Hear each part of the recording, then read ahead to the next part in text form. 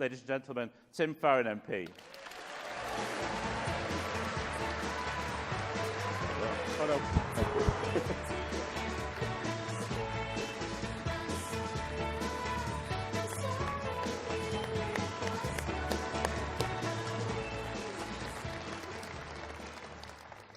Well, thanks, Tim, and thank you to Sal, thank you to Caroline, thank you to Zack, thank you to the London International Gospel Choir, who are outstanding and upstage me for certain, and thank you to Amy. I tell you what, last Wednesday was the 29th anniversary of Tim signing me up to join the party when I was 16.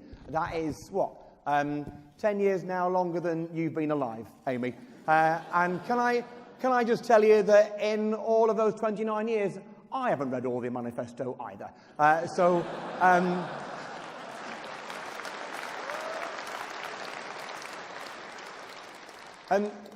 yeah, 29 years since Tim Pickstone signed me up at Runshaw College Society's Fair, and I never thought I'd end up leading that party that I joined that day. It's an extraordinary honour. Thank you very much. Now, I suppose like many of us, I often find myself harking back to that time, to those days, my formative teenage years. It was the 1980s, the Smiths, the Clash, the Young Ones, Mrs. Thatcher. No cheers for that one. And I'd been brought up, born in 1970, brought up on Blue Peter appeals, which, while good and worthy, attach no blame to anyone for the tragedies they raised money to alleviate. And then came Live Aid. And it was the first time anyone had suggested to me that poverty, disease and starvation were actually the result of bad politics rather than just being unfortunate. And I began to question what was happening in politics around me. I gave a couple of quid to the Live Aid appeal. I added a Greenpeace membership card to the one I already had for shelter. And when I went to sixth form college, I joined the Liberal Party. And I remember it now. It was September the 16th, 1986. The Communards were number one. Yeah, don't lead me this way.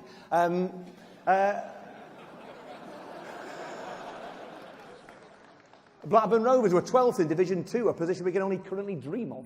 And indeed, a certain Tim Pickstone signed me up for £1.50. £1.50 was a big deal then. It could have bought me 2 pints instead, except, of course, I was 16, so obviously I wouldn't have done that. I remember going on endless marches in support of the miners, against the poll tax, in defence of student grants. I even remember some of our chants. What do we want? Slightly higher grants. When do we want them? As soon as it's fiscally responsible.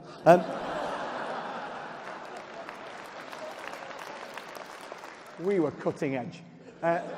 So it was massive fun, and it led to defeat and failure. All that great energy, that sound and fury signifying nothing.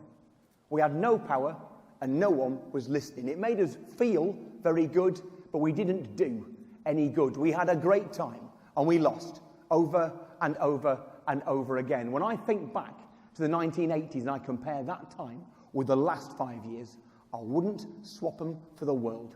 I want the Liberal Democrats.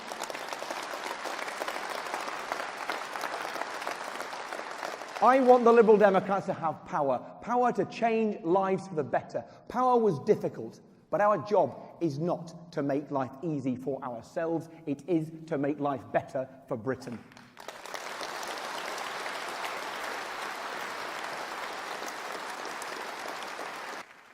"5 years, we made Britain better, and the proof is seen every day as the unshackled Tories make Britain poorer. Stand tall. Stand tall and know that we did much more than hold office. We made a difference, and I am utterly determined that we will do that again."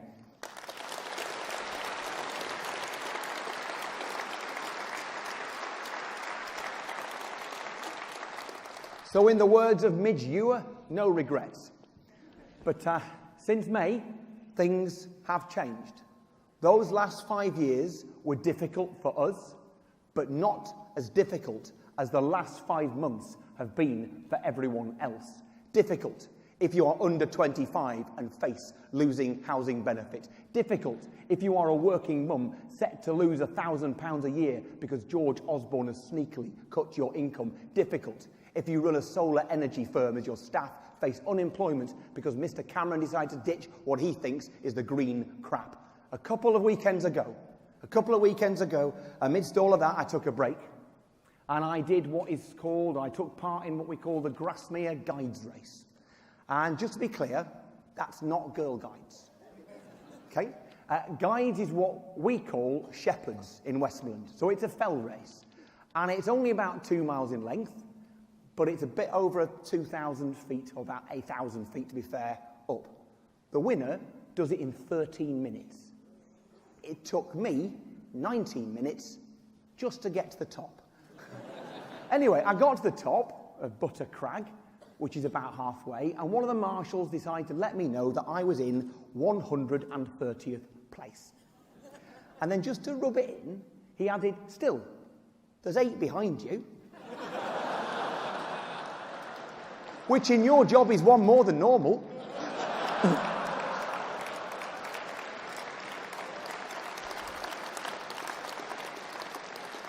Anyhow, you get an astonishing view from the top of Butter Crag. When I look down into Grasmere village itself, I can see a handful of the 1,000 or so affordable homes that we have managed to build across my constituency. As a result, families have been kept together, young people have been able to get their first homes and their first jobs, and local industries have been able to find the workers they have needed to grow and to thrive. In fact, the homes we have been able to build have kept the wheels of our local economy moving, and without them, it would probably have been a very different story. But it is not enough. I don't want just to be able to change the lives for better in South Lakeland, or Bedford, or Watford, or Eastleigh, or any other parts of the country where Liberal Democrats hold power.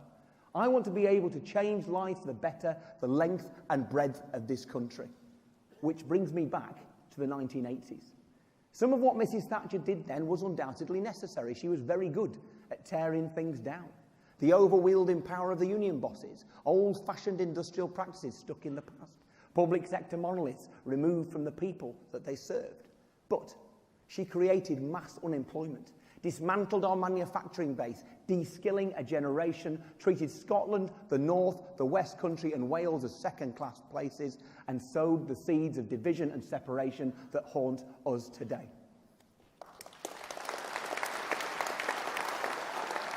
Now,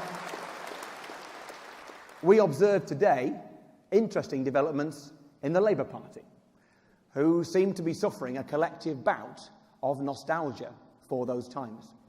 And their nostalgia is not for the Morrissey quiff that some of us may or may not have had, or the Dr. Martens that some of us may or may not still have. Their nostalgia is for the fact that politics was fun, colourful and vibrant in the 1980s. They remember the camaraderie belonging to a crowd of zealous, committed, energetic people, the excitement of the picket line, the thrill of the protest march with a breathtaking soundtrack to back it all up.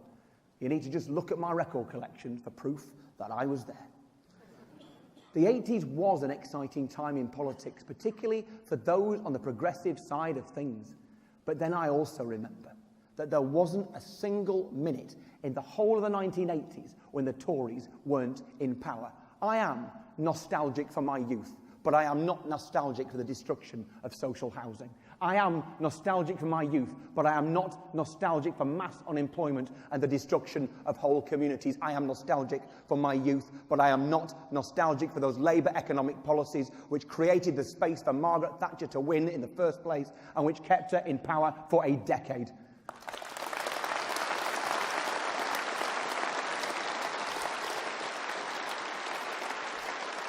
When progressives choose to feel good at the expense of doing good, they let down the very people who need them the most. In 2015, I'm not having that. We are not having that.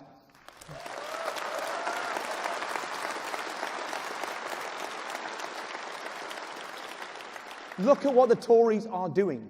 forcing housing associations to sell off the affordable homes we so desperately need to put roofs over the heads of those on the waiting list and to keep the economy moving, opting out of their responsibilities to the refugees, made homeless in part by the illegal Iraq war that they themselves voted for, and taking us to the brink of exit.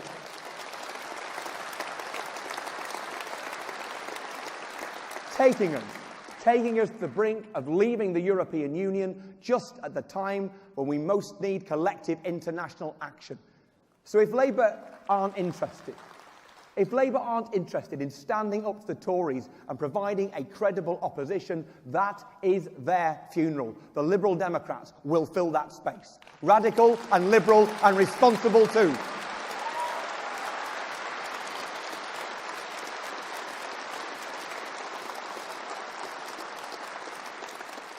When the tectonic plates of politics move, they sometimes move immensely quickly. That is what is happening now.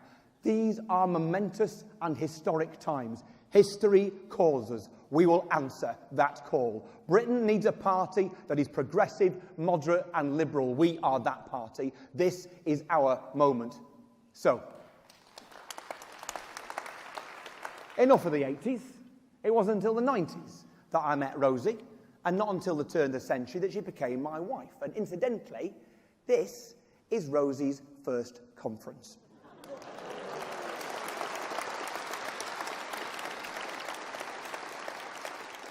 She has previously decided that she had better things to do with her time. Why should I come to conference with you, she'd say.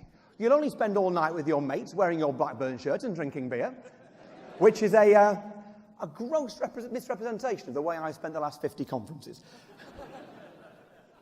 Trust me, I'm a politician. Anyhow, on Christmas Eve 1998, I asked Rosie to marry me. The previous day, I had presumptuously scraped together all the money I had left, which was 19 quid, and bought an engagement ring. Now, I've offered to upgrade it several times since, but Rosie loves the fact that it cost me everything I had.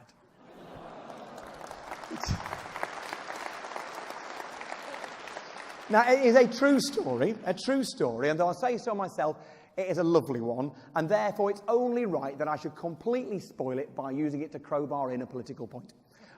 You see, I spent everything I had, but no more. I did it with passion and 100% commitment, and I went for it, and she said yes.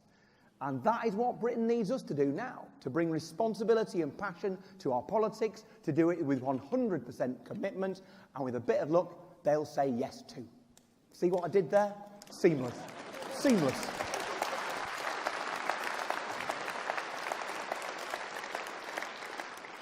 The need for a credible opposition has never been more obvious. And make no mistake, Labour has left the playing field. And that means that only we can provide it. Now, the Westminster machine won't always help us out. I'm only going to get a question at PMQs every week now, but I've thought of a way around it. I'm going to write to Jeremy. So...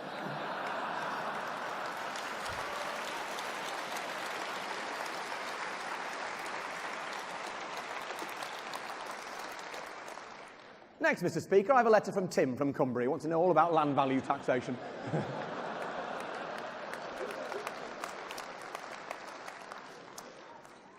But we will make our work mark in Westminster and in Holyrood and in the National Assembly in Wales, the London Assembly and the European Parliament, and we have dozens of parliamentarians who will stand up for decency, liberalism and common sense. We have hundreds of councillors working harder than ever to make a difference to the lives of the people around them, protecting schools and hospitals, promoting local transport and local services. And our growing strength lies throughout our country, with 20,000 new members. By their simple act of joining us, they proclaim that fear and division will not win, that liberalism can and must win. These are the first fruits of those millions of people in Britain who know in their hearts they are liberal and have stepped up to the mark to become Liberal Democrats. Britain is teeming with liberals. Most of them are not yet in the Liberal Democrats. Some of them are in other parties, but we are their home.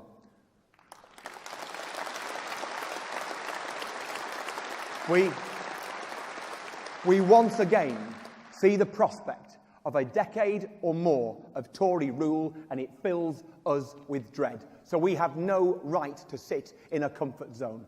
Every family whose home is at risk because the Tories undermine the recovery that we built. Every desperate refugee turned back at the port. Every business facing ruin if we leave the EU. Every one of them is depending on us. We are Liberals. We correctly talk a lot about rights, but tonight we have a duty. Our duty is to claim the mantle of credible, progressive, alternative politics, alternative to the Tories. We accept that duty. I am fed up of losing. Let's win again. Thank you.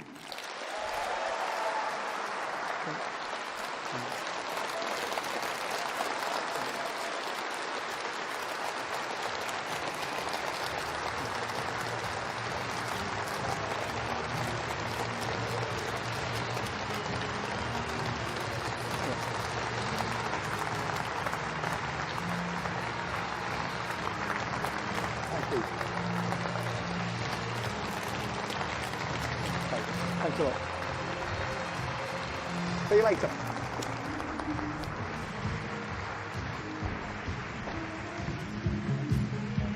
I can relax a bit. Yeah, come for a bit. When you're doing your Q&A, Yeah.